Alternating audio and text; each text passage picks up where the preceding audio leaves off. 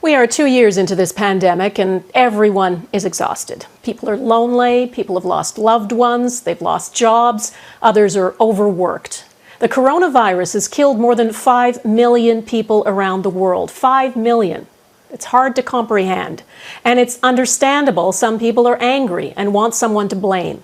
Politicians, public health officers, and the media are all targets. But on the streets in Canada over the last 11 days, things have been said that I thought I'd never hear in this country.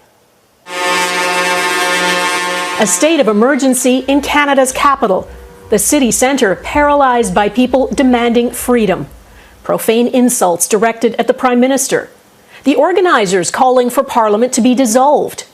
How did it come to this? You hide the truth and lie to the public. There's not a journalist in this world right now. There's not one journalist out there that can write a story properly. There is a lot to dissect about this protest, and it's important to point out not everyone is this angry.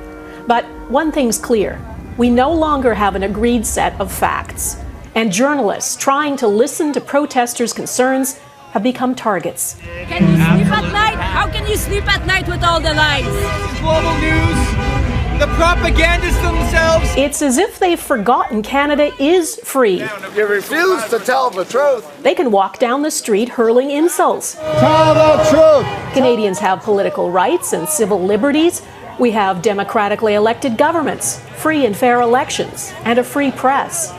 Freedom of thought, belief, opinion, and expression, including freedom of the press, is protected by the Charter of Rights and Freedoms.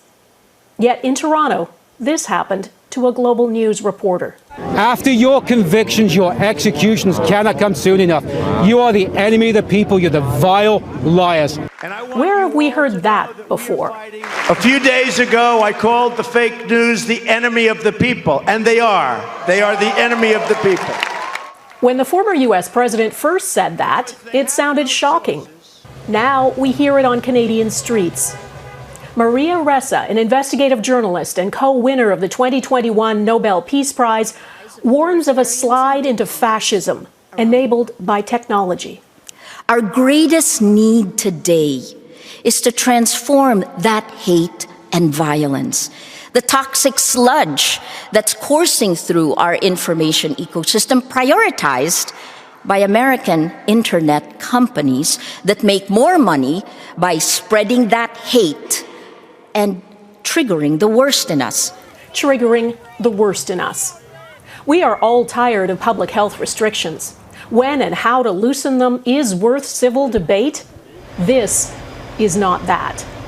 Ressa and others believe there is an insidious manipulation happening at scale, and we're only beginning to wrap our heads around it. As she says, without facts, you can't have truth. Without truth, you can't have trust. Without trust, we have no shared reality, no democracy.